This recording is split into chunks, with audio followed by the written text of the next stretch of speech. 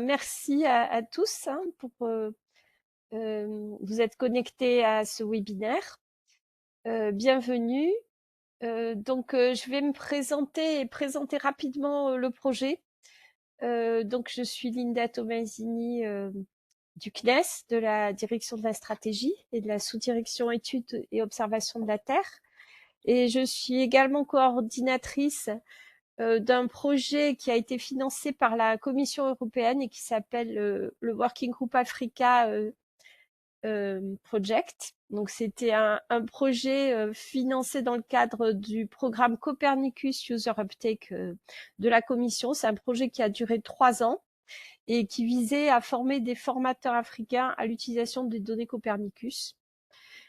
Donc l'objectif, c'était de former au moins 20 formateurs dans les 3 langues, en français, portugais, anglais, de les accompagner ensuite dans le développement et la mise en place de formations locales, et aussi de développer le réseau des Copernicus relais et académies en Afrique. Donc maintenant, ça s'appelle les Copernicus ambassadeurs.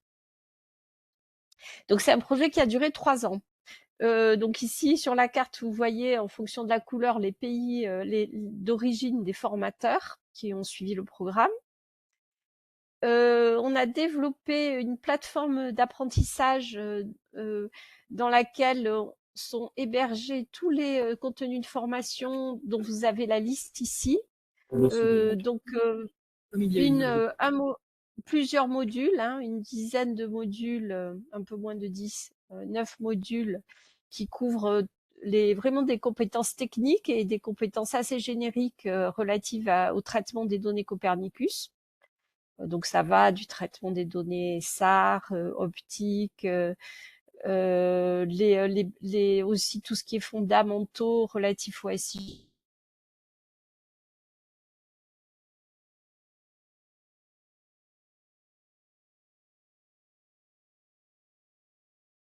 Il y a des modules plus thématiques qui ont été délivrés par les entités européennes en charge de certains services. Donc, par exemple, on a eu des formations dispensées par ECMWF sur tout ce qui est un peu prévision, et également des formations sur le suivi de la forêt, le suivi de l'agriculture, voilà. Donc tout ce contenu de formation, il est disponible sur une plateforme d'apprentissage, sur laquelle il y a aussi des exercices, il y a les enregistrements des cours, et donc cette plateforme, elle est accessible sur demande. Voilà, il suffit de m'envoyer une lettre de motivation avec un CV et pour qu'on vous ouvre un accès. Et qu'est-ce que je peux dire d'autre? Voilà, donc on a terminé ce programme de formation de formateurs dans une seconde phase qui s'est déroulée entre 2024 et 2025. Ce sont les 20 formateurs africains qui ont délivré eux-mêmes leur formation locale. Donc vous avez quelques photos ici qui ont été prises par eux-mêmes. Et qui a donc ces formations locales, elles ont concerné plusieurs des thématiques différentes, mais également ça pouvait être des formations plus techniques, comme comment accéder aux données, comment utiliser Python pour le traitement des données géospatiales, comment faire de la classification automatique. Voilà, et ces formations, elles ont eu lieu dans 12 pays, à São Tomé et Principe, au Mozambique, au Kenya, en Tanzanie, à Madagascar, au Mali, en RDC, au Bénin, au Maroc, au Cameroun, au Burkina Faso et en Côte d'Ivoire. Et en fait, ces formations locales, elles ont permis de former plus de 1500 nouveaux apprenants. Voilà. Donc c'est un succès sur ce plan-là, et donc on remercie les formateurs africains qui ont contribué activement à notre programme.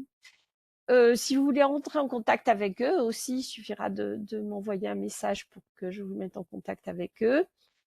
On a organisé des webinaires aussi pendant tout le projet. Et donc, en fait, là, les webinaires qu'on continue d'organiser, c'est un peu la suite de ce projet du Working Group Africa. Donc le 18 novembre, on a organisé un webinaire sur le suivi de la forêt par télédétection, donc notamment en utilisant les données Sentinelle-1 au travers du projet Tropisco, qui est un projet de suivi de la déforestation sur la zone tropicale. Et on a aussi accueilli le docteur Twiletoine, qui est la scientifique PI, Prime Investigator de la mission Biomasse, qui est une mission européenne lancée par l'ESA il y a quelques mois, cet été. Et donc, elle nous a présenté la mission Biomasse. Donc, oui, ce webinaire, il est aussi visible en replay. Et aujourd'hui, nous avons le plaisir d'accueillir Jean-François Créteau, chercheur en hydrologie spatiale au Lagos. Et donc, je vais lui passer la parole. Sur la dernière planche, là, vous voyez juste la liste des partenaires qui ont contribué au projet du Working Group Africa. Mais je vais arrêter le partage d'écran et je vais passer la parole à Jean-François. Voilà, merci.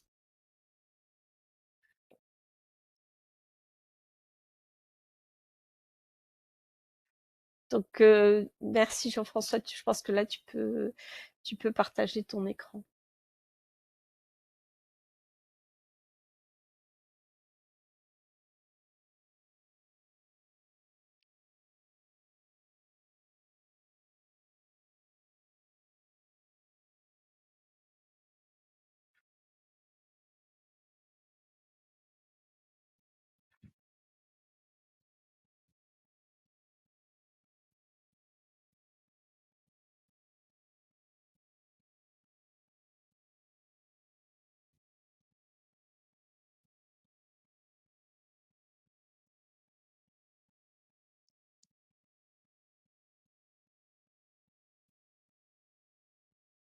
Ah, Jean-François, on t'entend pas et puis en fait, on voit. Ah, là, vous devriez m'entendre. Vous m'entendez? Oui, on t'entend, mais par contre, l'écran qu'on voit, c'est l'écran avec les personnes. Ah, ça y est, c'est bon. Mais je vais laisser Cécilia te guider Et si là, vous besoin. l'avez en plein écran? Oui, c'est parfait. Bon, bah, c'est bon, on peut démarrer alors. Très bien, Alors, merci. allez, c'est parti. Donc, premièrement, bonjour à tous les participants et je suis ravi de voir il y a beaucoup de monde. Certains me connaissent peut-être déjà puisque j'ai fait quelques présentations de la même façon qu'aujourd'hui à travers une formation aussi qu'on a mis en place avec l'OMM, donc il y a aussi un projet de formation en Afrique sur la télédétection et en particulier sur l'altimétrie. Donc on a j'ai donc probablement certains d'entre vous ont déjà vu cette présentation ou une partie de cette présentation. J'espère que ça vous plaira quand même. Et également, on a fait, je suis rentré là en début de semaine, dans les 15 jours précédents, avec une association qui s'appelle Arioka au Cameroun, avec le sponsorship de l'ESA, du CNES, du COSPAR aussi, du Lagos. On a fait 2 semaines de formation à Kribi au Cameroun. Kribi est également au bord d'une rivière là, qui s'appelle la Sanaga. Donc on avait une trentaine d'étudiants, peut-être qu'il y en a parmi ceux qui étaient présents qui sont là aujourd'hui. Ça a été vraiment une expérience magnifique parce qu'on a pu échanger autrement qu'à travers l'écran d'un ordinateur pendant 2 semaines avec pas mal de monde de différents pays africains. Et nous, on était une dizaine de formateurs. On a abordé plein de sujets, dont des mesures de terrain. On a montré comment on fait des mesures de débit, des mesures de niveau, mesures par drone pour faire des MNT, etc. C'était vraiment super. Tous les cours qu'on a donnés pendant ces 2 semaines de formation à Kribi, je dois voir avec l'organisateur sur place pour récupérer l'ensemble des présentations et des contenus de cours qui seront également proposés sur la plateforme dont vient de parler Linda. Donc voilà, ça bon. J'ai pas de photos malheureusement à vous présenter des 2 semaines de cours, mais c'était vraiment très très convivial, très joyeux. C'était à la fois sérieux dans la journée, c'était plus décontracté les soirées. On a vraiment passé un bon moment et je crois vraiment que ce format de rencontres réelles, quoi, pas virtuelles. C'est vraiment un format qui est magnifique. On a eu beaucoup aussi de gens qui nous ont demandé à pouvoir continuer à la fois les formations et puis à la fois les mettre en place des collaborations. C'est aussi un peu ça l'objectif, c'est de former, d'essayer disons, de diffuser une connaissance, la nôtre, sur des sujets précis, mais ça peut susciter également des échanges d'étudiants ou de chercheurs, de montage de projets à travers les programmes Copernicus, les programmes du CNES, etc., etc. Voilà. Donc, on va continuer et avec l'OMM, on va également continuer la liste des formations en ligne. Donc ça, c'était une introduction générale. Donc moi, comme on l'a dit, je m'appelle Jean-François Créteau, je travaille au CNES. Au CNES, à l'intérieur du CNES, je suis dans un laboratoire qui s'appelle le LEGOS, qui est un vieux laboratoire de télédétection principalement en océanographie, mais on a développé l'hydrologie spatiale depuis quelques années également. Donc on a aussi une grosse activité en hydrologie spatiale. Et ce que je vais vous montrer aujourd'hui, cette présentation, c'est autour de l'utilisation donc de ces techniques de télédétection, mais c'est principalement, enfin même c'est exclusivement autour de l'altimétrie et de l'interférométrie radar pour l'hydrologie, donc pour tout ce qui est prévention de risques éventuels et suivi des grands bassins africains. Je vais vous montrer quelques généralités. Bon, je pense que certains d'entre vous, enfin beaucoup d'entre vous connaissent déjà, mais bon, c'est toujours bon de le rappeler sur la technique elle-même. Ensuite, quelques exemples d'applications pour montrer à quoi ça peut servir sur des lacs et des rivières, donc en Afrique. Je vais vous montrer aussi un petit travail, enfin pas un petit, un travail qu'on a fait sur le développement d'un système d'alerte à travers les données temps réel, parce que les données d'altimétrie sont diffusées en temps réel sur des grands lacs ou des grandes rivières en Afrique. Et ce qui est intéressant, c'est que ça a été mis en place avec l'OMM et ensuite avec tous les gens qu'on a formés, notamment des formateurs, qui mettent eux-mêmes désormais en application le travail à travers des diffusions de bulletins. Je vous montrerai ce que c'est. Et je peux pas parler de ça sans parler de SWOT, puisque SWOT c'est une mission qui est une mission phare pour tout ce qui est surveillance des eaux de surface sur les continents, et je vous montrerai comment ça marche et quelques exemples. Alors, bon, donc comme je l'ai dit, premier point, c'est un petit peu un petit rappel de qu'est-ce que c'est l'altimétrie Nadir et radar Nadir.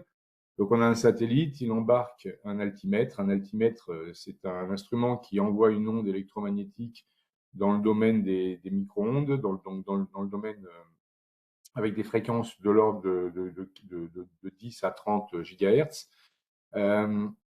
Cette onde, elle est réfléchie à la surface de la Terre.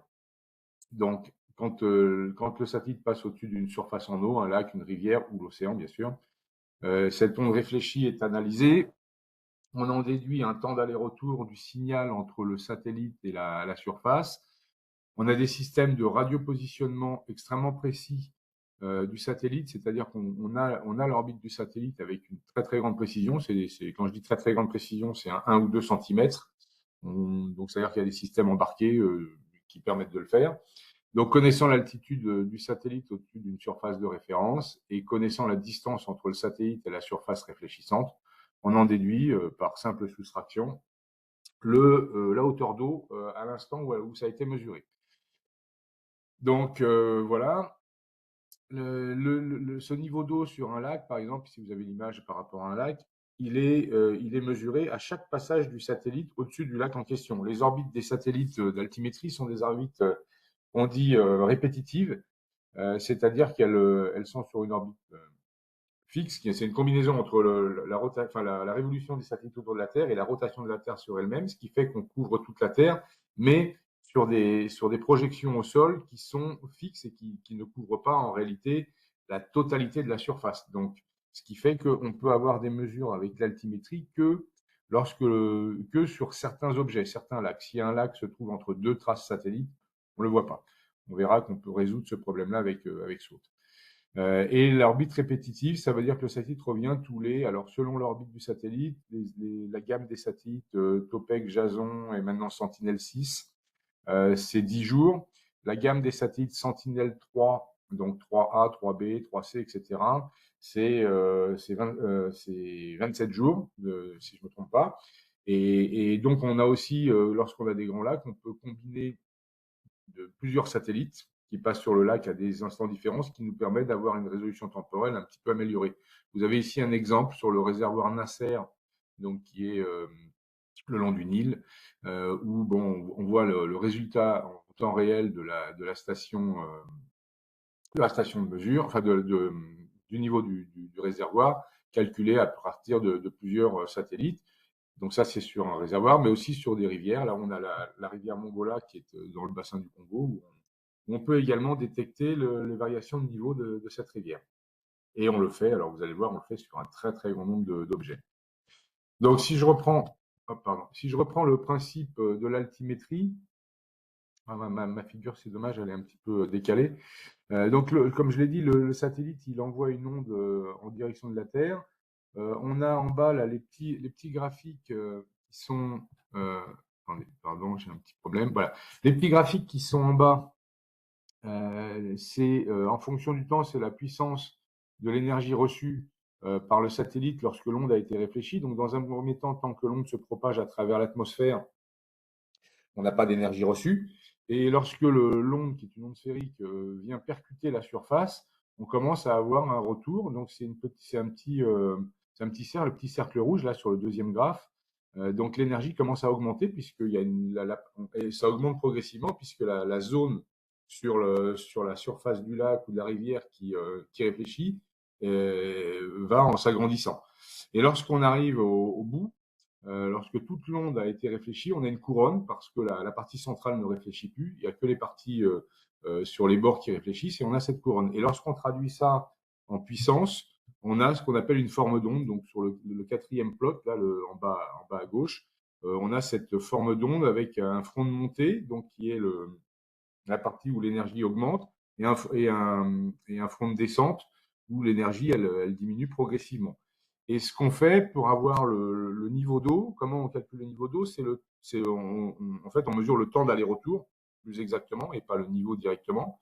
Ce temps d'aller-retour multiplié par la vitesse de la lumière, on sait que ça va nous donner comment dirais-je, la distance entre le satellite et la surface. Et donc, le temps d'aller-retour, il est considéré comme étant la date. Donc, vous avez sur les graphes le temps, la puissance en fonction du temps, exactement au milieu du front de montée. Donc, on détecte le front de montée, on détecte le milieu du front de montée, et ça nous donne le temps d'aller-retour. Voilà le principe. Ça, c'est un principe théorique qui marche très bien sur l'océan, parce que l'océan est très, très vaste, et nos tâches, ce qu'on appelle la tâche au sol de l'onde, elle est très grande, donc quand c'est sur l'océan, elle englobe que de l'eau. Quand on est sur les continents, sur des petits lacs ou sur des rivières, cette tâche au sol, elle englobe l'eau, mais également toutes les zones adjacentes, et ça va nous perturber le signal, et on n'aura pas une forme d'onde aussi belle que celle qui est montrée ici, mais on arrivera quand même à l'analyser. Quels sont quelques inconvénients de cette technique? Tout d'abord, la résolution. Alors, le mot résolution, il n'est pas très adapté ici, enfin, en tout cas en termes de résolution spatiale, puisque on n'est pas comme dans de l'imagerie optique ou radar, où on peut vraiment parler de résolution avec des pixels de mesure. Là, on n'a pas des pixels, on a des mesures le long de la trace. Donc, comme je l'ai dit au début, ça veut dire que si on a un satellite qui se trouve coincé entre deux traces, ou sur une rivière, il y a toute une partie de la rivière qui est pas couverte par une trace satellite, on n'a pas de mesure. Donc ça, c'est une limitation, hein, puisque ça nous permet pas de compléter l'ensemble des lacs ou des rivières sur la Terre. Mais on l'a réduit cette limitation en utilisant grand nombre de satellites, puisqu'on a beaucoup de satellites aujourd'hui, ce qui permet de densifier un petit peu les intersections de traces avec les objets au sol. La résolution temporelle, c'est aussi une petite c'est une limitation lorsqu'on veut faire notamment du suivi temps réel sur des événements extrêmes, parce que la résolution temporelle sur un passage, c'est tous les X jours ou N jours en fonction de l'orbite du satellite. Donc ça peut être 10 jours, 25 jours, 27 jours, 35 jours selon les orbites. Et donc on peut rater, entre guillemets, des événements qui se seraient produits entre deux mesures. Donc pareil, on utilise plusieurs satellites, mais on assimile on fait de l'assimilation des données satellites dans des modèles hydrologiques qui permettent d'augmenter un petit peu cette résolution temporelle, mais ça reste une limitation. Et pour ça, le CNES on a développé une idée avec le CNES et qui va être mis en application, j'espère, prochainement, là, dans les années à venir, qui est une constellation de 10 microsatellites qui permettront d'avoir sous les traces une résolution journalière. Donc, ça va vraiment améliorer les choses. Ça s'appelait Smash, maintenant ça s'appelle Revalto. Donc vous en entendrez parler très certainement prochainement, puisque le projet est lancé et il va y avoir les premiers satellites qui vont être lancés dans l'année ou les 2 ans qui viennent. Et enfin, c'est difficile d'avoir le dernier désavantage entre guillemets, c'est que c'est difficile d'avoir une valeur absolue du niveau parce que on est sur des surfaces de référence qui sont pas toujours très cohérentes les unes avec les autres. Par exemple, lorsqu'on compare avec des données in situ, on s'aperçoit que le niveau qu'on mesure, il correspond pas à un niveau in situ. C'est pas que la mesure est mauvaise, c'est que les surfaces de référence sont pas les mêmes. Voilà. Donc c'est un petit problème aussi lorsqu'on veut des mesures absolues. Par contre, il y a quand même, bon, il y a des avantages, mais s'il y avait que des désavantages, ça serait un peu dommage. Donc on a aussi des avantages, hein. Il y a aussi des forces de l'altimétrie. Ça fait 30 ans que des satellites altimétriques sont en orbite. D'abord, le premier point, c'est que contrairement à l'imagerie, typiquement l'imagerie optique, on n'est pas du tout impacté par les nuages ou la nuit. Donc on fait des mesures, euh, quel que soit le couvert nuageux, jour-nuit. Les mesures sont quand même faites partout dans le monde, même s'il y a les trous dont j'ai parlé, mais enfin c'est quand même, ça couvre la Terre entière, puisque le satellite tourne sur son orbite autour de la Terre, qui elle-même tourne sur son axe, donc on arrive avec la combinaison des 2 rotations fait qu'on couvre toute la Terre. Les données sont aujourd'hui disponibles en temps quasi réel. Quasi réel, ça veut dire qu'en fait, on n'a pas la mesure exactement à la seconde près où elle a été effectuée. Ça, c'est les agences comme le CNES, l'ESA, etc., qui traitent les données, qui les reçoivent, mais on met à disposition tous les produits qui permettent de calculer des séries temporelles dans les 2-3 jours. Donc, on a vraiment des données qui sont sur les jours précédents. La précision est très, très, très bonne. Hein, on a eu beaucoup de travail qui a été fait sur la calibration, sur l'amélioration des techniques. Vous verrez, je parlerai un petit peu du SAR aussi, qui fait que par rapport à ce qu'on avait il y a 30 ans avec Topex Poseidon, on a des précisions qui sont bien meilleures, c'est-à-dire sur des grands lacs, on a des précisions quasi centimétriques.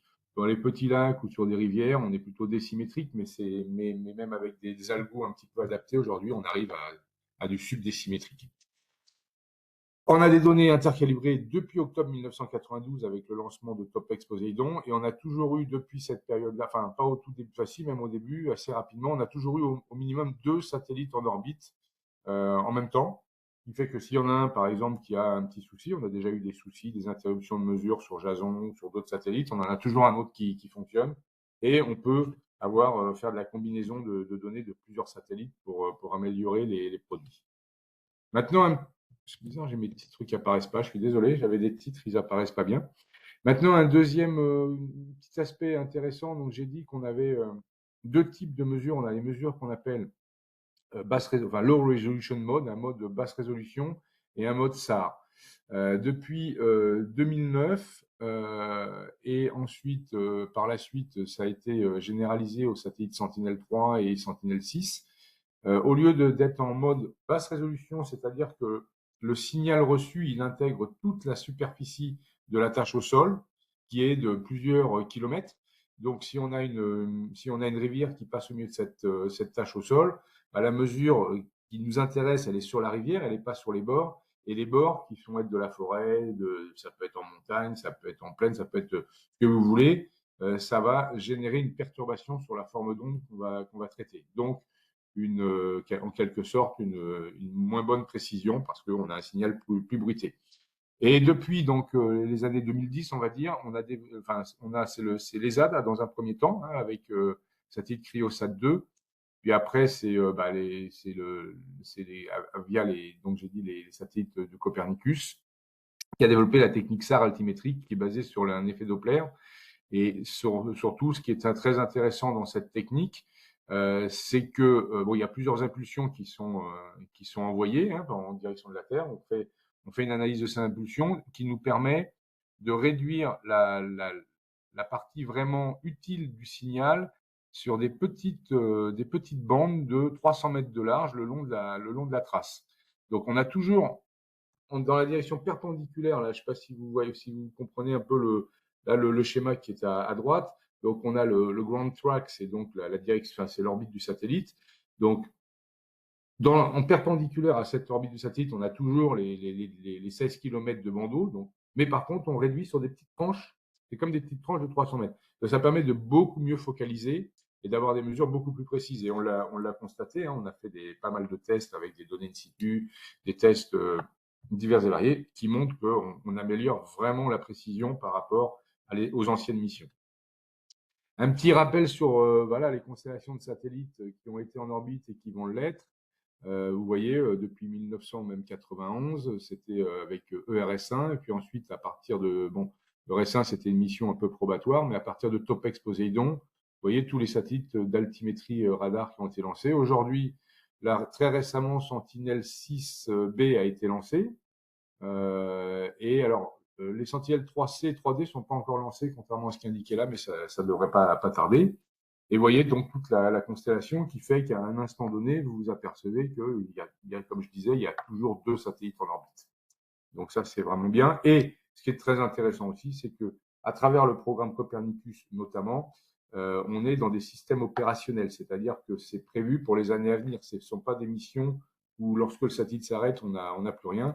Donc on est sur une continuité de service qui est vraiment très, très intéressante et qui va nous permettre de développer des services, notamment d'alerte ou divers et variés, avec la garantie, bon, la garantie entre guillemets, bien sûr, il peut toujours y avoir des aléas, mais enfin, en gros, il y a la garantie qui est offerte par le programme Copernicus que ces satellites vont continuer d'être opérés.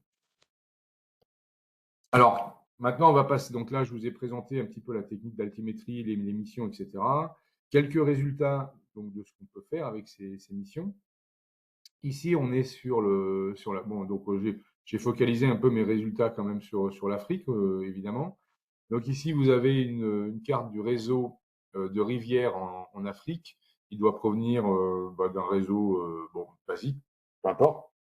Et alors à droite, à gauche, vous avez quelques exemples de séries temporelles sur des stations virtuelles. Donc la station virtuelle, c'est l'intersection entre la trace du satellite et la rivière. Vous avez des séries temporelles donc qui s'étendent. Alors là, en l'occurrence, on doit être sur du Sentinel 3, non, on est sur du Topex et Jason, etc., qui démarre avant les années 2000 et qui continue aujourd'hui. Bon, la figure, elle a été faite il y a 3-4 ans hein, pour un papier, donc ça s'arrête en 2020. Là, on dirait que ça s'arrête en 2020, mais en fait, ça continue. Les dernières données ont été acquises ces derniers jours. Et vous avez sur la partie droite, on peut faire des analyses. Donc là, on a des séries temporelles, c'est une donnée brute, enfin, pas complètement brute, mais qui a été calculée à partir des mesures altimétriques. Qu'est-ce qu'on peut en faire? On peut en faire plein de choses. Et notamment, par exemple, on peut essayer de voir quelle est l'amplitude maximum qui est mesurée sur chaque tronçon de rivière et sur avec ces données altimétriques. Donc vous avez en haut à droite, vous voyez la carte de l'Afrique avec tous les points, c'est toutes les stations virtuelles qui ont été calculées au moment où on avait fait ce travail-là, donc c'était en 2021 et 2022-23. Toutes les stations virtuelles qui ont été mesurées. Vous voyez, il y en a un nombre, il y en a plusieurs centaines en réalité, même aujourd'hui plusieurs milliers. Alors, on est à 40 000 sur la surface du globe et on doit être à quelques milliers sur l'Afrique. Donc, ça permet de voir un petit peu l'amplitude des variations de niveau à l'intérieur d'une même année sur ces rivières. Donc, c'est une information qui peut être très, très intéressante pour les aménagements, pour la navigation, pour le suivi à long terme, si ça évolue dans le temps, pour le suivi des impacts des changements climatiques ou des usages de l'eau, etc., etc. Notamment sur le bassin du Congo, je pense qu'il y a dans le public aujourd'hui, il y a des gens qui travaillent sur le bassin du Congo. On sait que la navigation est quelque chose d'essentiel et elle passe par la rivière, le fleuve, et donc d'avoir ces niveaux d'eau, c'est une information qui est cruciale. Voilà, typiquement, là, j'anticipais sur le bassin du Congo. Par le passé, dans les années 60, on avait un réseau in situ qui était assez dense, qui progressivement a été abandonné pour diverses raisons. Je les connais pas. Et on a un réseau qui est beaucoup plus faible. Alors, je sais que c'est le CREDAC, je crois, je sais plus exactement le nom de l'organisme, et la SICOS aussi, qui s'occupe de ça, mais il y a un programme de réimplantation de données in situ sur le bassin. Mais toujours est-il que lorsqu'on regarde avec l'altimétrie Nadir, on voit que on couvre complètement le bassin avec des stations virtuelles. Vous avez la dynamique des hauteurs d'eau maximum et minimum sur le bassin du Congo qui permet de savoir un petit peu de suivre ça précisément. C'est la figure du milieu avec l'altimétrie. Et avec SWOT, on va aller encore plus loin.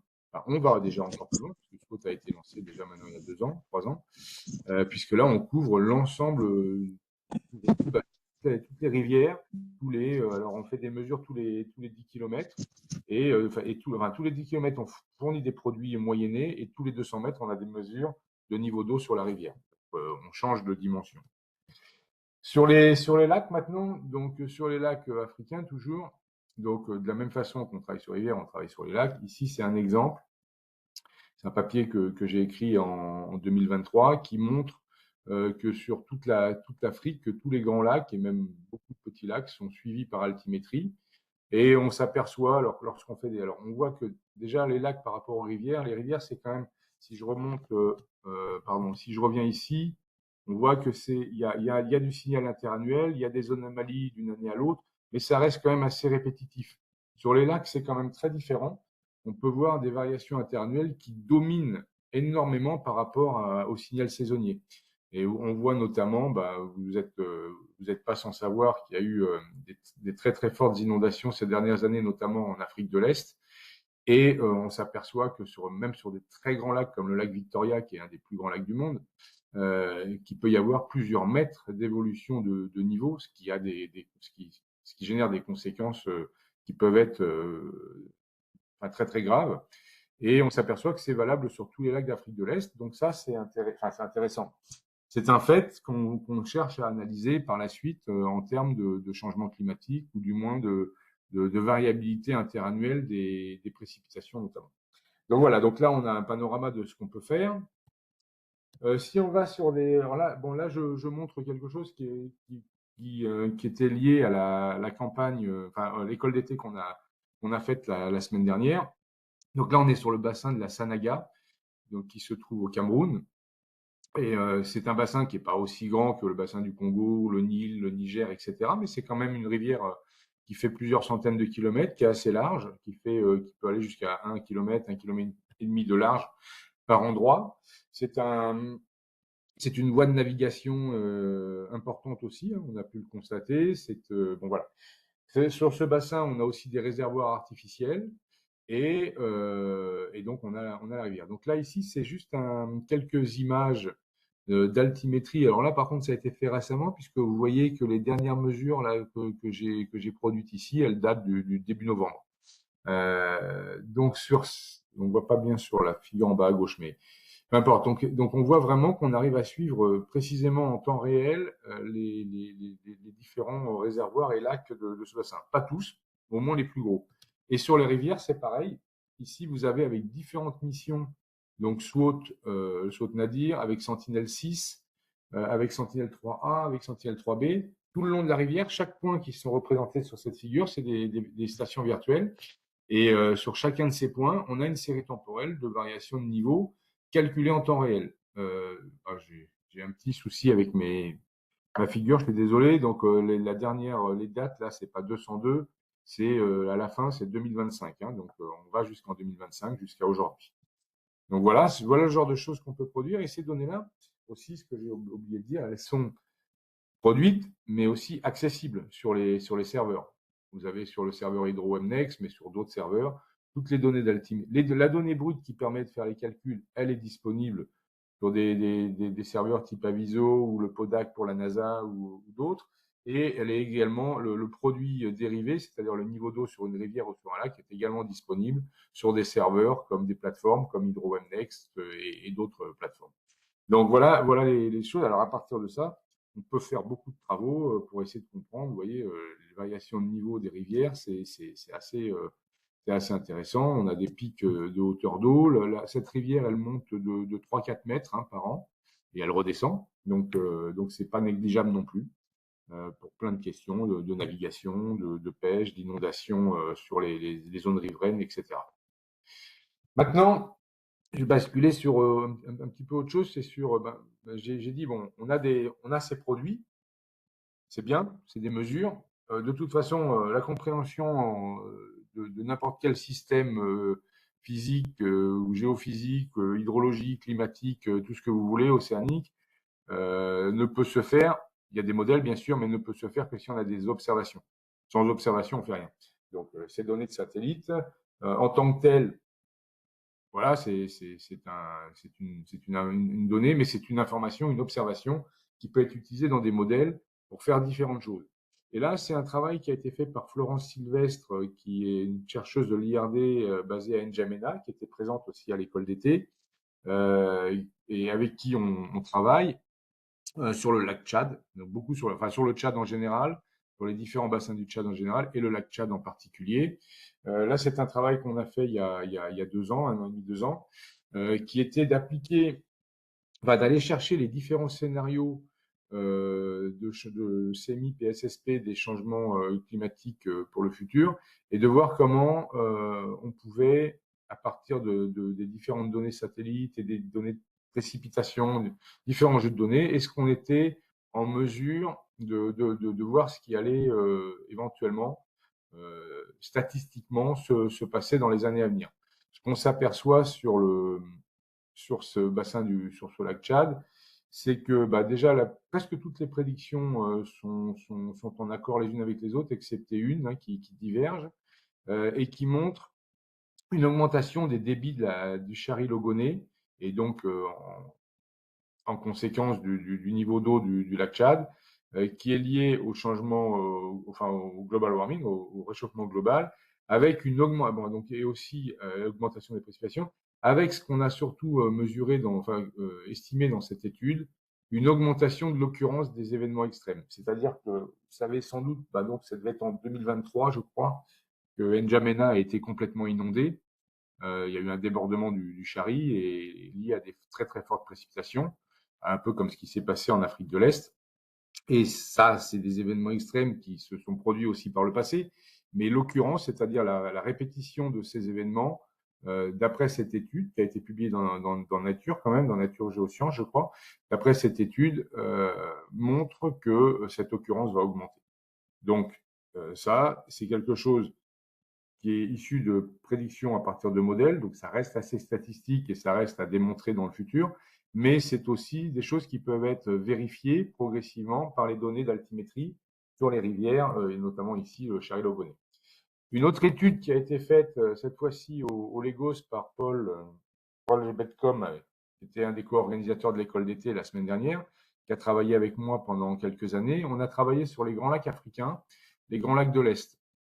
Et ce qu'on a essayé de faire, c'est essayer de comprendre justement cette variation très, très, très forte des niveaux de lacs qui sont quand même, c'est pas des petits lacs. Le lac Tanganyika, c'est plusieurs milliers de kilomètres carrés.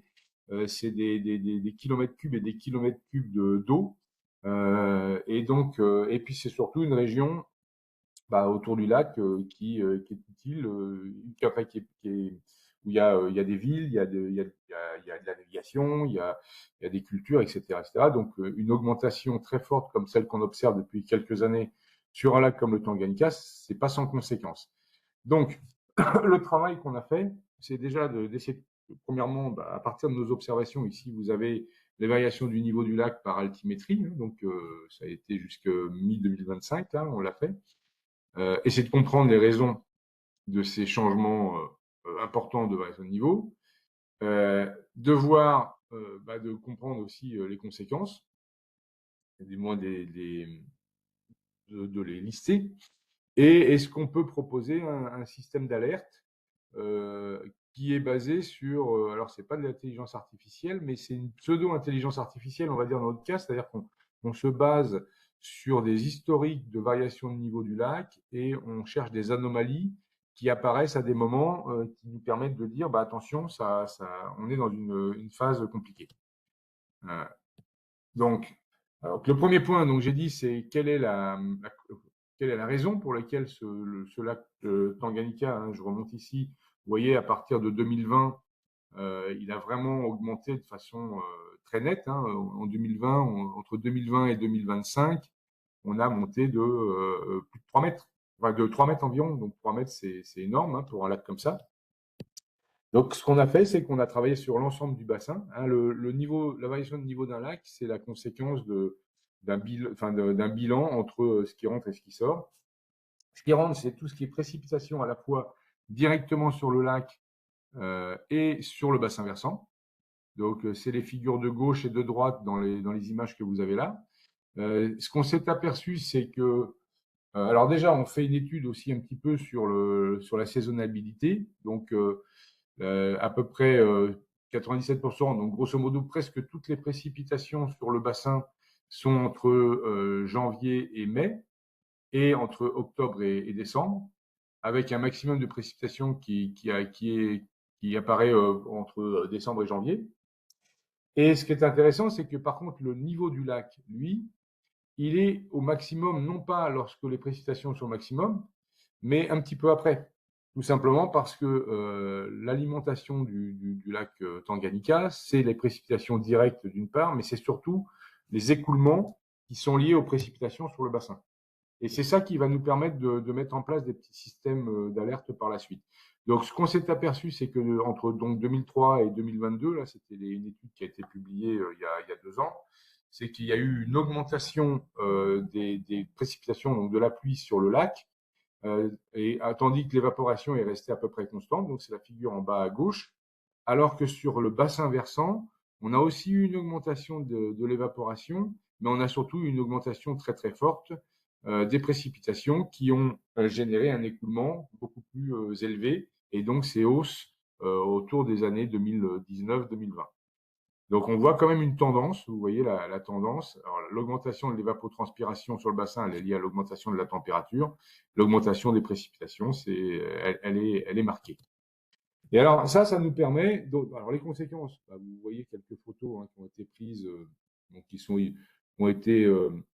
Nous, on les a récupérées sur des sites d'information, hein, tout simplement.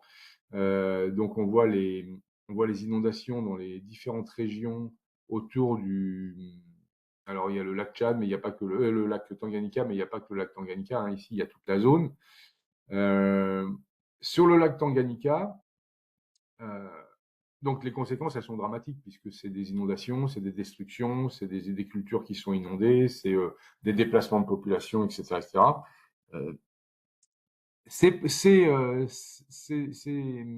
variations, donc ce qu'on s'aperçoit, comme je l'ai dit, c'est que si on regarde les hauteurs moyennes, donc c'est là qu'on essaie de mettre en place un système d'alerte, si on regarde les hauteurs moyennes sur le lac au cours d'une année, on s'aperçoit donc qu'on arrive au maximum, grosso modo, mi-mai, fin mai. Or, si on regarde les hauteurs moyennes sur une période, par exemple, ici on l'a fait de 1992 à 2009, et si on regarde les années récentes, on s'aperçoit que dès le mois de janvier, février, on a des anomalies très très fortes par rapport à une année moyenne. Et donc, il est évident que comme le niveau va continuer de monter, parce que c'est naturel, hein, au cours des premiers mois de l'année, le niveau du lac il augmente, on peut forcément prédire très rapidement les niveaux d'eau qui vont être atteints au mois de mai-juin. Donc c'est basé là-dessus. Donc c'est un principe très très simple hein, et qui marche bien. On a en 2024 par exemple, qui était une année très très forte. Dès le mois de janvier, on a commencé à lancer des messages en disant attention, là on est sur une année où le niveau pour l'instant il n'est pas encore excessivement haut puisqu'on est qu'au mois de janvier, mais il va augmenter très fortement et c'est ce qui s'est produit. Pardon, je descends. Et donc, est-ce qu'on peut anticiper donc ces phases d'inondation année par année? Oui. Vous voyez ici sur le lac Tanganyika, là, les séries temporelles qui sont montrées, c'est le niveau d'eau du lac au mois de janvier de chaque année. Et vous voyez que pour tous ces lacs, là, le Tanganyika, le Malawi, Victoria, Turkana, dès le mois de janvier depuis 2018-2019, On a et même avant pour le lac Victoria, on a des augmentations très fortes du niveau en janvier.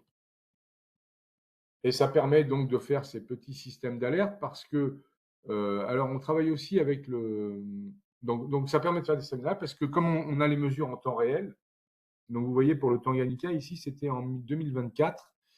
Vous voyez, donc on a le niveau moyen qui apparaît en bleu, le niveau qui était moyen de 2021 qui est en orange, qui était déjà très élevé. Et en fait, en 2024, on voyait que dès le mois de janvier, on avait déjà atteint des niveaux supérieurs à tout ce qui avait été observé jusqu'à présent. Et comme on sait que donc on connaît les délais un petit peu de variation de niveau, bah on peut prédire les choses. De plus, on travaille également avec les mesures GRACE. J'ai oublié de le mentionner. Les mesures GRACE, c'est des mesures de gravité qui permettent d'avoir le contenu total en eau sur tout le bassin. Et de la même façon, on a fait des corrélations très fortes entre le contenu en eau totale sur tout le bassin et le niveau du lac avec des déphasages, c'est-à-dire avec un temps d'avance. C'est-à-dire que quand le niveau GRACE, donc le niveau de Total Water Storage, qu'on appelle le Total Water Storage, arrive à son maximum, le niveau du lac, il arrive à son maximum 1 mois et demi, 2 mois après. Donc, on peut faire de cette façon-là. On peut également observer par avance ce qui va se produire un petit peu plus tard. Alors ça a permis de générer des bulletins. Donc, partant de ces principes-là, et avec les collègues avec qui on a travaillé en RDC notamment, au Tchad, au Niger, etc., à qui on a montré un petit peu comment récupérer les données sur HydroMNext en temps réel, comment les analyser de façon assez simple. On peut faire des bulletins sur plein de zones, sur des lacs, aussi sur des rivières. Et ces bulletins sont produits par les collègues africains qui travaillent là-dessus, sont produits, je crois, de façon hebdomadaire désormais, ce qui permet d'avoir parce qu'en fait, nous, ce qui nous intéresse, c'est de pouvoir rendre les choses simples. La technique d'altimétrie, la mesure, elle est compliquée. Si on remonte vraiment au niveau ultime de la mesure. Donc, il y a tout un processus de simplification de l'information. C'est ça qui nous intéresse parce que lorsqu'on va s'adresser à des gestionnaires de bassin, voire même à des décideurs politiques, on va pas commencer à leur expliquer comment on calcule une orbite au centimètre. On va pas leur expliquer c'est quoi une forme d'onde. Vous voyez ce que je veux dire?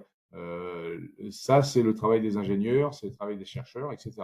Nous, nous, ce qu'ils nous demandent, ces professionnels-là, c'est une information qui a déjà ingéré toute la complexité des mesures, qui leur permet de dire, bah oui, voilà, attention, là, il se passe telle chose, et c'est compréhensible par quelqu'un qui n'est pas un spécialiste de la télédétection. C'est ça l'important de ce qu'on a essayé de faire. Alors, parfois, ça peut amener à trop simplifier les choses, c'est exact, mais ça reste une information extrêmement utile, et en tout cas, on nous a dit, on nous a rapporté, on nous a renvoyé vraiment l'information que c'est quelque chose d'utile. Voilà, ici, par exemple, c'est un autre exemple, c'est de l'information sur le Congo. Donc, vous avez, en gros, l'idée, c'est d'aller chercher des anomalies. Si on est dans une moyenne, vous voyez, par exemple, ici, on a un cas sur la rivière Kasai-Dima, où on est on est grosso modo dans une moyenne. Il n'y a pas de souci. Il y a d'autres cas où on peut arriver sur des anomalies assez importantes. Donc tout ce travail, il a été fait dans le cadre d'un financement et sous l'égide de l'OMM, qui continue de travailler à partir de ce qu'on a produit, qui continue de travailler avec les acteurs des bassins africains. J'ai parlé d'altimétrie, je vais terminer ma présentation, hein, encore une petite dizaine de minutes, sur SWOT. Parce que l'altimétrie Nadir, ça a été un précurseur, mais comme je l'ai dit au début, elle a quelques limitations. Donc, elle a beaucoup d'intérêt, hein, j'ai essayé de le montrer, mais elle a des limitations aussi. Et donc, dès les années 2000, le milieu des années 2000, on a réfléchi, le CNES, la NASA principalement, est-ce qu'on pouvait mettre en place un système qui, au lieu d'avoir des mesures juste au nadir, avait des mesures sous forme de fauchés avec des mesures de hauteur d'eau sur la superficie, sur l'ensemble des continents. Et cette technique, c'est de l'interférométrie radar en bande Ka. Donc la bande Ka, c'est 35 GHz ou 36. Et la mission s'appelle SWOT. SWOT, ça veut dire Surface Water and Ocean Topography. Et cette mission, elle a plusieurs objectifs. Un objectif sur les lacs, un objectif sur les rivières, un objectif sur les océans. Bon, les océans, on n'en parle pas ici. Donc, elle est basée sur l'interférométrie. Donc, j'ai une planche juste après qui explique le principe de la mesure. Mais en gros, ce qu'on mesure, c'est les hauteurs. Donc, les hauteurs sur une surface donnée, l'étendue et les volumes, enfin, le changement de volume des lacs qui ont une superficie qui fait plus que 250 mètres par 250 mètres. En réalité, même 100 mètres par 100 mètres. Donc, vous comptez qu'il y a grosso modo 2 millions de lacs qui font cette superficie sur Terre, au moins, et 6 millions qui font plus d'1 hectare, en mètres par 100 mètres. Donc là, on n'est plus sur de l'altimétrie radar qui mesure des choses sur quelques centaines ou quelques milliers de lacs éventuellement, mais on est sur des millions de lacs. C'est lié à la technique elle-même. Donc, on mesure, et également la grande différence avec l'altimétrie, c'est que l'altimétrie mesure uniquement ces monovariables, ça mesure un niveau d'eau. Là, on mesure un niveau d'eau, mais on mesure également une étendue d'eau, c'est-à-dire qu'on pixelise, si vous préférez, sur des fauchets qui font 10 à 60 km de part et d'autre du nadir. Et donc, cette fois-ci, le fait qu'on reste sur des orbites répétitives, SWOT, c'est sur une orbite à 21 jours, sauf qu'avec ces fauchets et l'orbite à 21 jours, les fauchets se chevauchent. C'est-à-dire qu'il n'y a plus de trou. En gros, il n'y a plus de trou entre deux traces du satellite grâce à ces fauchets. Donc, ça nous permet d'avoir des informations sur le water storage chain, c'est-à-dire sur le changement de volume des lacs. Ça nous permet de travailler sur l'interaction entre les lacs et le cycle de l'eau. D'accord? Quel est le rôle des lacs dans le cycle de l'eau? Bon, ça, c'est un aspect des choses. Un autre aspect des choses, c'est d'avoir un suivi, tout simplement, à un endroit donné, des variations de volume des lacs. Et sur les rivières, on mesure différentes choses. On mesure aussi la hauteur d'eau, tous les 200 mètres, comme je l'ai dit tout à l'heure. Également la pente d'un fleuve sur des tronçons de 10 km et la largeur des rivières, puisqu'on a aussi des mesures de est-ce qu'on a de l'eau ou est-ce qu'on n'a pas de l'eau. Donc là, on a beaucoup de choses qui en dérivent, et notamment le point le plus crucial, et c'est une des raisons majeures, une des 2 ou 3 raisons majeures d'avoir développé cette mission SWOT, c'est qu'on va pouvoir pas mesurer directement, mais en déduire à travers l'utilisation de ces données SWOT dans des modèles, les débits. Les débits tous les 10 km sur toutes les rivières du monde qui font plus de 100 mètres de large. Donc, c'est quelque chose de considérable. Ça marche pas forcément de façon extrêmement précise. On a eu beaucoup de discussions à Kribi la semaine dernière, enfin les 2 semaines d'avant, avec des collègues du Cameroun qui font du travail de terrain de très très grande qualité. Mesurer un débit sur le terrain, si on le fait bien, ça sera toujours meilleur que la mesure SWOT. Il n'y a aucune question autour de ça. Simplement, on ne fera pas des mesures de débit tous les 10 km sur les dizaines de milliers de kilomètres de réseaux de fluviaux dans le monde. Ce que SWOT, lui, peut faire. C'est ça le grand avantage. Donc, la mesure SWOT, comment elle fonctionne? C'est c'est un petit topo rapide pour expliquer le principe. Donc, c'est de l'interférométrie, c'est-à-dire qu'on a 2 antennes qui sont espacées de 10 mètres l'une par rapport à l'autre. Sur ces 2 antennes, il y en a une qui est émettrice et les 2 sont réceptrices. Et elles reçoivent toutes les 2 le même signal émis, mais avec des phases, avec à un moment donné différent. Elles vont mesurer une distance différente entre les antennes et la surface de l'eau parce qu'on a un déphasage. Et en fonction d'un angle de visée qui varie entre 0,4 ou 0,5 et 3 ou 4 degrés. J'ai plus en tête le chiffre exact. C'est ce qui permet d'avoir la fourchette de 50 km de part et d'autre du satellite. Et donc, c'est une mesure de déphasage. Bon, vous avez les équations toutes bêtes là, qui sont écrites ici. Et cette mesure de déphasage, elle est faite sur des pixels qui sont espacés de quelques mètres les uns des autres. Ça dépend évidemment de la fréquence d'émission du signal. On est en bande Ka, donc à 36 GHz. Et c'est ainsi qu'on arrive à mesurer des hauteurs d'eau sur une carte. Donc, en fait, on fait de la cartographie, puisqu'on a aussi une détection à travers le signal réémis, on a aussi une détection de l'eau, c'est-à-dire on peut dire ce pixel-là, il y a de l'eau, ou ce pixel-là, il n'y a pas d'eau. Alors, il y a beaucoup de problèmes liés à ça. On peut avoir de la surestimation, c'est-à-dire on peut voir de l'eau là où il n'y en a pas vraiment parce qu'on a beaucoup réfléchi, une route, un champ inondé, du sable qui est mouillé par exemple suite à un assèchement d'un lac ou autre. Donc on a de la surestimation, il faut qu'on arrive à l'estimer, on y arrive. On a aussi de la sous-estimation, parfois on ne voit pas l'eau ou mal, mais globalement ça marche plutôt bien. Donc ça nous fait des cartes en 3 dimensions. C'est-à-dire qu'on a un lac, on arrive à détecter l'étendue d'un lac, et donc l'étendue d'un lac, mais tous les 21 jours. C'est-à-dire que si ça évolue, c'est pas juste une carte à un moment, c'est une carte à un moment donné, mais qui se modifie d'un site à l'autre, et le niveau d'eau. Donc on a du 3D. Ça, on l'avait jamais fait avant. On l'a testé, évidemment, on a fait beaucoup de mesures in situ afin de valider SWOT. Là, c'est un exemple de travaux qui ont été faits par le JET, un laboratoire à Toulouse, par des collègues donc, de ce laboratoire. Ils ont un gros projet de recherche sur les lacs sahéliens. Bon, les mares sahéliennes, elles s'assèchent, elles s'inondent en fonction de la saison des pluies. Et évidemment, il y en a des centaines. On a travaillé ils ont travaillé sur 600 lacs. C'est des petites mares, c'est de quelques hectares. Donc, évidemment, il n'y a aucune mesure, très peu de mesures in situ. Ben, il y en a, mais très peu. Les mesures d'altimétrie radar, il y en a quelques-unes sur quelques-unes de ces mares, mais évidemment pas toutes. Alors que SWOT voit l'ensemble des mares.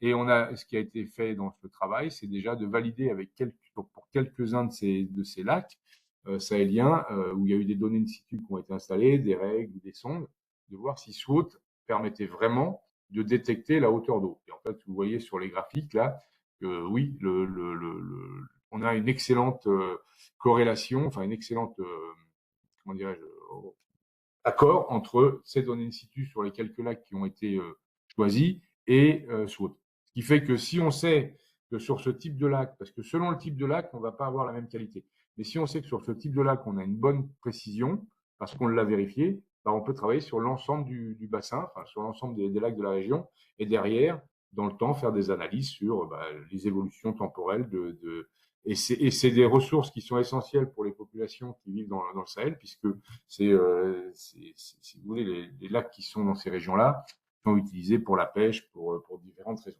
Donc voilà, donc ça c'est un aspect des choses qui permet de valider SWOT. Et après on fait des travaux. Donc là j'ai changé de bassin. Là c'est un papier qu'on a écrit il y a 1 an aussi avec SWOT. Là, on est sur le bassin amazonien. Le bassin amazonien c'est le plus grand bassin du monde. Regarde l'heure, oui ça va, je suis à peu près j'ai bientôt fini. On est sur le plus grand bassin du monde. Évidemment, alors on est au Brésil et sur les pays qui sont également dans le bassin, Équateur, Pérou, etc. Tous ces pays-là mettent en place des systèmes in situ évidemment des différentes variables importantes sur la rivière. Mais vous imaginez bien, avec un tel réseau fluvial, c'est impossible de mettre des stations partout.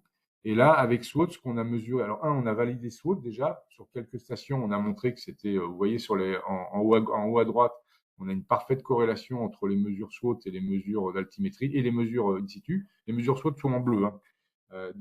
Et en noir, c'est les mesures in situ.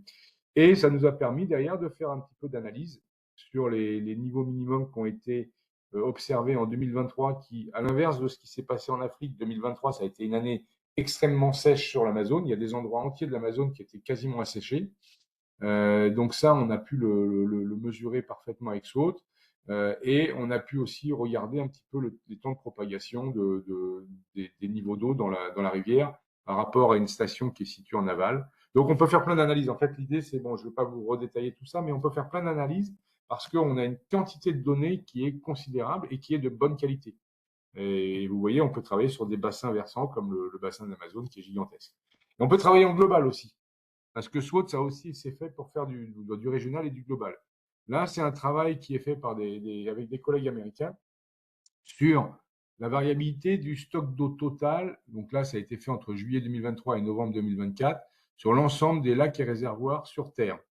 On a travaillé sur environ 5 millions d'objets, lacs et réservoirs, pour lesquels on a regardé la variation au moins dans cette période-là. Donc c'est une variation annuelle. Là, on n'a pas des tendances, hein, évidemment, on a juste une variation annuelle. Et ce qui est le résultat intéressant qu'on a démontré, hormis de faire une carte comme celle-là, c'est que si on nombre les réservoirs artificiels représentent une quantité pas infinitésimale, mais assez faible, hein, on est à 3% de l'ensemble des du nombre de lacs et réservoirs sur Terre. Par contre, en termes de stock d'eau, c'est quasiment la moitié. Donc 3% des water bodies, donc des lacs et réservoirs, sont constitués de réservoirs, mais à eux seuls, ils représentent 50% de la variation totale de stock d'eau. Et c'est grâce à SWOT qu'on a pu faire ça. Évidemment, c'était impossible de mesurer une telle chose par le passé, parce que là, on a une vision sur 5 millions de lacs. On fait la même chose sur les rivières. Ça, c'est un papier qu'on a fait donc avec les collègues brésiliens, là, Moreira, Papa et Tal, où là, cette fois-ci, ce qu'on a regardé sur les rivières, donc on est plus sur les lacs, c'est la variation, l'amplitude annuelle de variation de niveau des rivières dans le monde.